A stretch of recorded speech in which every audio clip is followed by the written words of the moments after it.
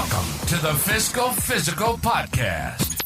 Join us each week as we sit down with the founder of Alchemy Wealth Management and author of Your Fiscal Physical, Ryan Nelson. Tune in to gain valuable insights and practical tips as we simplify complex financial concepts into digestible lessons.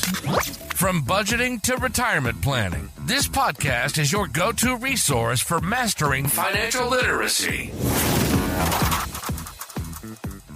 Welcome to this week's episode of the Fiscal Physical Podcast. My name is Aaron. I am joined by Ryan Nelson, lover of cornhole, making his own whatever, whether it be wine, pizza. I don't know. Have you ever made beer before? Not really. I think we talked about that on a previous podcast. Yeah, I think, that's right. Yeah, we did that. Can't say what we made with beer. Whatever it might made be. Something. But as I have mentioned before, Ryan is a published author, Your Fiscal Physical, 7 Keys to Becoming Financially Fit on Amazon.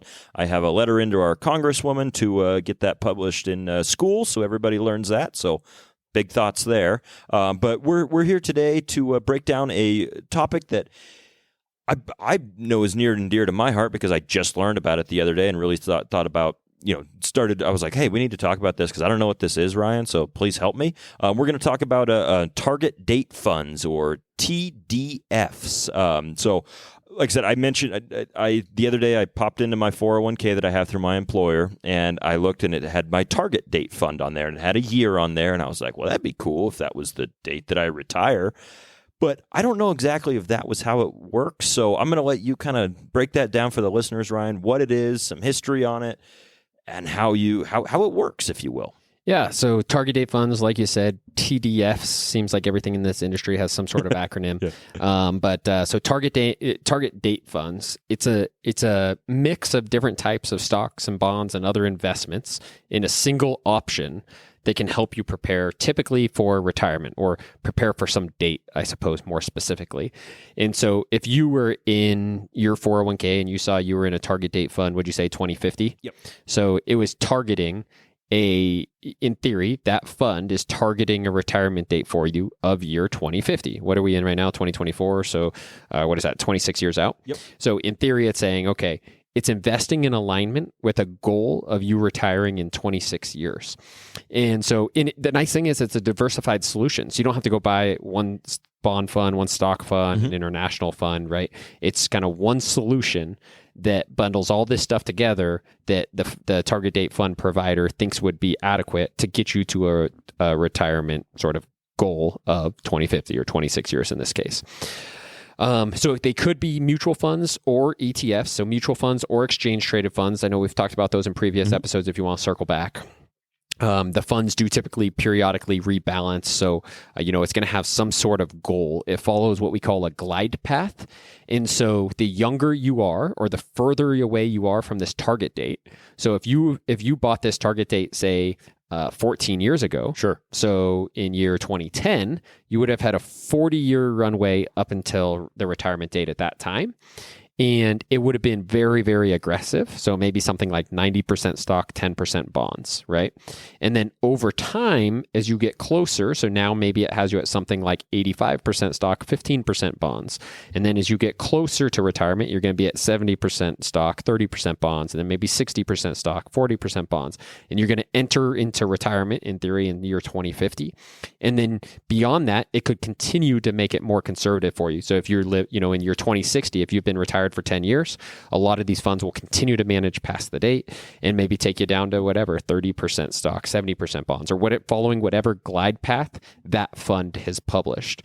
And so they'll sort of rebalance the assets automatically for you following that glide path. So starting you out aggressive when you're far from the retirement goal, getting a little bit more conservative as you get closer to the retirement goal, and then continuing to get more conservative. Most of the funds I see, they manage past the date. So continuing to get more conservative even past that date. So as you're living through retirement. Does that make sense? It does. And I really like that you brought up glide path because that's actually one of the first times I've heard that phrase specifically. Nice. And it really paints a picture of what that actually is, to start out, the option to start out more aggressive specifically, and then get more conservative as you get closer, because obviously if you're a year away from retirement, say we're in 20 49 or whatever at this point, I probably don't want to be fully invested in all of stocks. Right. Specifically, you want to have a good balance and go more conservatively at that point because you're right at the finish line, if you will. You don't want to get derailed by anything there. So that's cool that that it's able to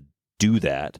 And you mentioned that it normally gets managed past the date as well too, so it's not like a hard and fast date. Yeah, so there's technically two different types of funds. I think they call them to funds and through funds.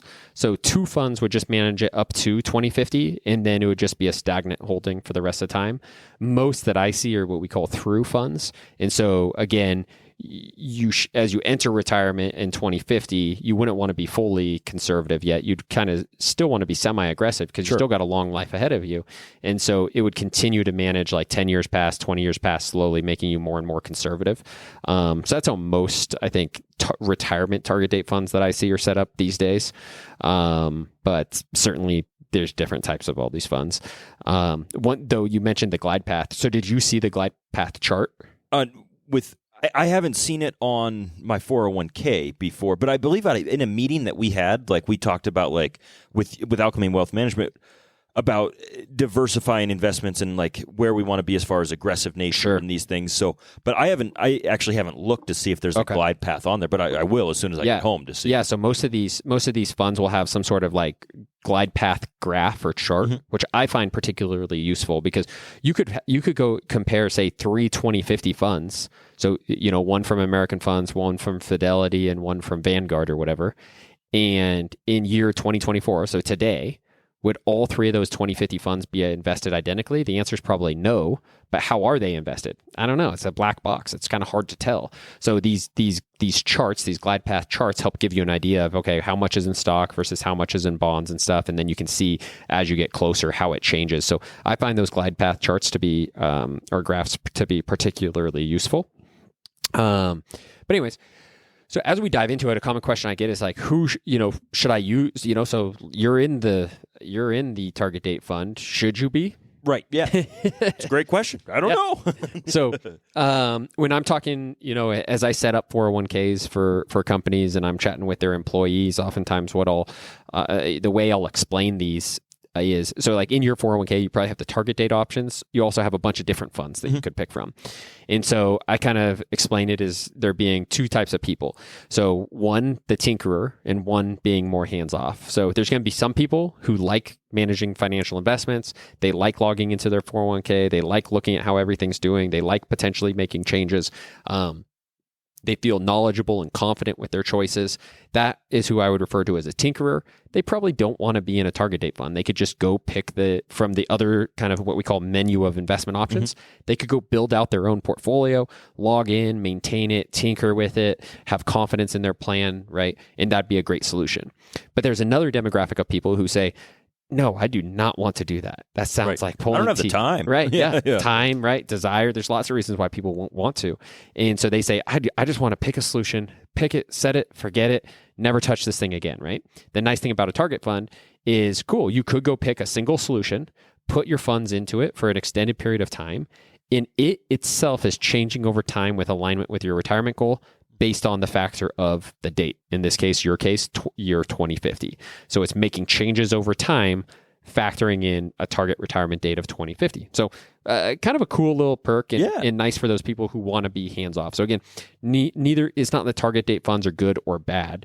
They're just right for some people and probably the wrong solution for some other people. Now, as far as like cost of these goes, this sounds awesome. Like to be able to, if it's the right thing for you, or I'm invested in one, so I'm thinking it's the right thing for me. But what are some of the drawbacks versus like other types of funds like that you could be in? Yeah, so a few drawbacks. One, I would say probably the biggest drawback, in my opinion, is so like, for example, if you came to me at Alchemy Wealth Management and we were to build you a retirement strategy, we're going to take into account your risk tolerance. We're going to take into account your age. We're going to take into account your effectively what we'd call risk capacity, your target retirement date, all these different variables, and then build your portfolio based on many, many variables.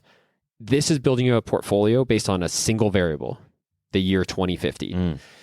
I'll tell you right now, I'd rather have a portfolio built based on one variable than zero variables. So that's nice. Good point. Yeah. But also, I'd probably rather have a portfolio that's built and based off of a dozen variables than one variable, right? So, if you're not comfortable being the tinkerer, I would still say a target date fund's a good option for you because it is being based on a variable, which is a date. But again, one of those sort of cons is, yeah, it's being based on a variable, but gosh, that's just one variable. Like, right. Imagine, so you're picking what date you're targeting to retire. So there could be an 80-year-old retiring in year 2050 and a 40-year-old retiring in year 2050. Both have picked the 2050 date. One will be 40 when they retire. One will be 80 when they retire. They're going to have identical portfolios in this target date fund. Does that make sense for their retirement goals? Probably not. If one's retiring at age 40 and one's retiring at age 80, so it just shows you that these things, just like anything, these things are not perfect.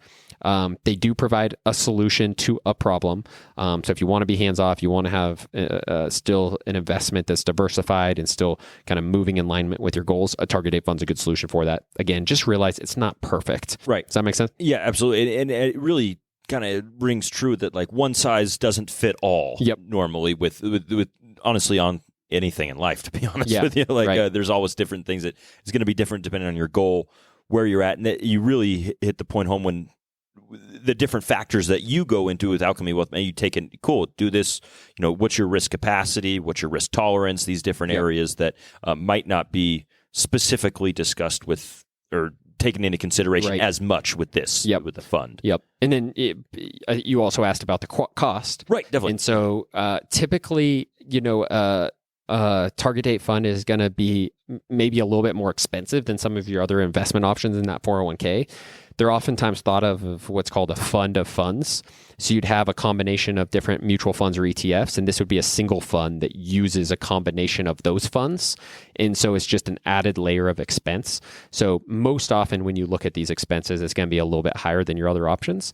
But the reality is I've also seen some of these target date ETFs that cost like 10 basis points, which means 10% of 1%. So 0.1% is all in the cost. That's a lot cheaper than a lot of these mutual funds out there, right? So it's all relative. In general, if you're comparing apples to apples, like an American funds fund to an American funds target date fund, the target date fund's probably a little more expensive than your other funds. Mm-hmm. If you're comparing a target date fund ETF to, say like a Fidelity ETF target date fund compared to Fidelity's ETFs that are in that target date fund, the target date fund is going to be a little more expensive, but it's all sort of relative. So something definitely to take a look at and a consideration. Yeah, that's great, man. And just a quick question, just because I'm curious about this. Like I said, I have the 2050 as far as my date. Yeah. How can that be adjusted? So say if I'm like crushing it or something like that, and I'm like, hey, you know what? Actually, it's going to be 2045 instead. Perfect. Like, is that, which would be phenomenal, but is that able to be done? Or I don't know if that's like locked in with that date. Yeah, you're definitely not locked in. It's just like any other investment. So you could log into your 401k. You could go move all your money right now from the 2050 fund to the 2045 fund, and then make all future contributions into 2045 as well. So, within a few days, you could effectively get all your contributions moved over to 2045, which would be a more conservative fund because it assumes you're going to retire sooner. So that would be a very viable solution. It's easy to make these changes, easy enough. One of the questions I get pretty often is, well, I'm not retiring in 2045. I have a 2045 fund and a 2050 fund, but I'm thinking I'm going to retire in 2048. Mm-hmm. What do I do? There's no 2048 fund. Typically these target date funds oftentimes are in 5-year increments. And so you're like, well, if I'm going to retire in 2048, what does that mean? Like, what do I do? And so a couple different ways of handling it is you could either just sort of look at your risk tolerance and say, okay, I'm going to put all my money in 2050 or all my money in 2045. If you're a little bit more aggressive and want your investments to be a little bit more aggressive, you could go with the 2050 fund. So past your retirement date, and that's going to keep you in sort of stocks a little bit longer. Or if you're a little bit more on the conservative side, you could go with the 2045 fund and say, okay, I'm going to pretend like I'm retiring 3 years earlier. It's going to make me a little bit more conservative just a few years earlier. That'd be one solution. Or you could put, just say 50% of your money in 2045, 50% of your money in 2050. Now you've effectively just created like a 2047 and a half fund. Right. Right. Yeah. Which would be a viable solution. So you could split your money between two different funds proportionally to sort of align with whatever retirement date you think is most appropriate. So those would be the two main approaches or solutions you have to, if you're planning on retiring on an odd date that's not directly aligned with what your target date funds in your retirement plan allow. Yeah, that's great to know, just because I'm like, oh, well, what if it's later? What if it's sooner? Like, how do we manage that specifically? And so that's awesome, man. I really appreciate and I'm definitely going to, one of those things now that I'm like, oh, cool, I'm going to go find my glide path. Like, yeah, for sure. I'm just like, I should, once again, the ignorance, I'm kind of the hands-off kind of person. Yeah. Of like, oh, cool. Like, I feel like I'm in a good spot with this. I contribute my money to my 401k. I get the employer match. I'm in one of those funds. I'm actually in, I think it's American, whatever you said there too. So I'm kind of hands-off with that, but it's one of those things I log in like once a year to check my stuff. But like to look at like the projections on it would be kind of cool. Like to see like how that's all set up. Yeah, I think those glide path charts are interesting for sure. Yeah. And one other thing I'll note on these things before we wrap it up is, so we've been talking about target date funds as if they're just for retirement. That's not technically true. They could be used in theory, I suppose, for anything. Where I see them most often used is one for retirement and two for college savings. You'll see a lot of target date funds for college savings. So, you have a son, if you wanted to save for his college, you could buy a fund that's, it kind of matures, if you will, at age 18. And so it's doing the exact same thing as a retirement fund. It's just slowly getting more conservative up until they would be ready to go to college, right?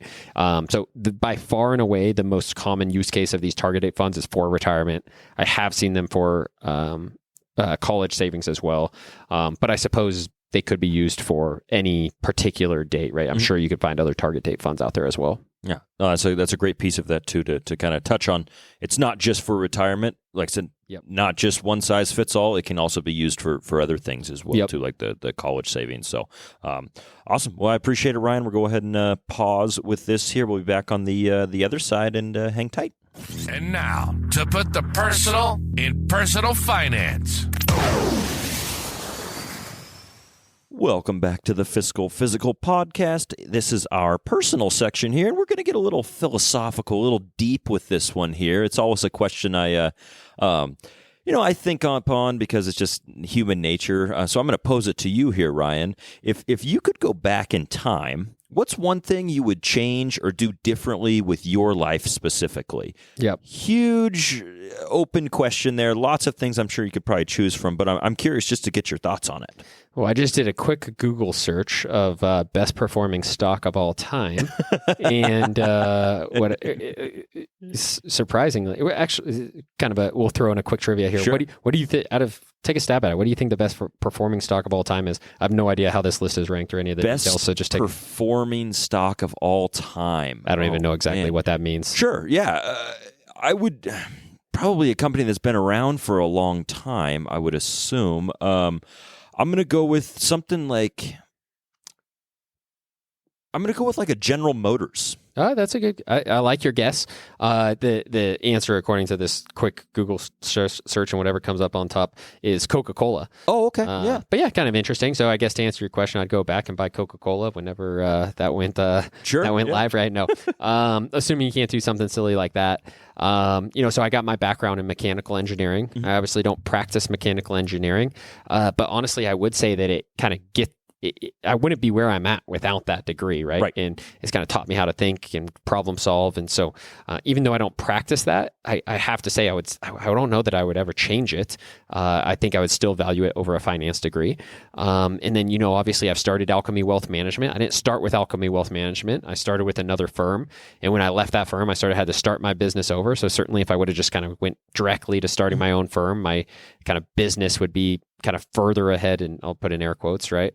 But even that, I don't know that I would ever change it if given the choice. The reality is the education I got there and the people I met, like I just wouldn't be where I am today without that experience and history, right? So it's a hard question because, I mean, like you don't kind of know the butterfly effect. Like if you were to change something, what are all the repercussions? And I'm pretty happy with where I'm at. I don't know that I'd really change anything. But since it's a finance topic, the answer I'll go with is, so back, like I said, I was doing engineering, right? And so I had no finance really experience, graduate college. I'm an engineer. I was making a decent amount of money. And so I started maxing out my Roth IRA like right out of college. And so, or sorry, not my Roth IRA. I started maxing out my 401k right out of college. And so I was putting this money into my traditional 401k. I thought that was just the thing to do. I thought I was being very financially responsible, saving a good chunk of money and putting it all in these tax deferred accounts, right? Now in hindsight, looking back on that, I'm like, gosh, I was right out of college. I was in low income earning years. I should have been doing Roth. Right. Sure. So I made the same mistake. A lot of my clients we're all making the same mistakes just purely out of ignorance. Right. I didn't know. I thought 401ks, I thought I was doing the right thing. I didn't even know what a Roth was. Right. And so in retrospect, like I'd saved all this money in my traditional 401k that was not, like in hindsight, probably the best use of my resources. I should have been doing Roth 401k. And now if we fast forward to today, I have this pool of money saved up in now it's been rolled out to a traditional IRA that, gosh, that could all be Roth. All the gains up until now and all the gains in the future could all be tax-free. But I made that wrong decision back, to whatever 15 years ago or however long it's been now. So that'd be one decision that, at least it relates well to the podcast. If I could go back in time, that'd be a fun one to undo and put into Roth. What about you? Yeah, no, it's a really good piece of it to think about, because I think about from the time that I was 18, 19 years old, even. I mean, at the time, I think back then, I think the max Roth contribution was like 5,000. I don't know the exact number. But I think about the Roth. Ever since I learned about it, I'm like, my gosh, I could have been, 13 years ahead of where I am right now. If I would have, not even been able to just put some money in there, and the tax-free growth and just how our market over the last 13 years has changed and grown specifically like that. Yep. I selfishly, I always think, I mean, you could always choose the easy. I'd like to know the winning lottery numbers and these certain things, but I just think going back and being a little more fiscally fit, like with my, and it once again ties in very well to the podcast. And so I'm a big proponent of like younger people who have the opportunities and have the resources that maybe I didn't have, or maybe I didn't care about. Right. And being able to break it down for those individuals to where they can really see the long-term benefits of starting to save money early, like, if you will. And so I think about all the frivolous spending and stuff that I did. Had a great time. Wouldn't take that back for anything, but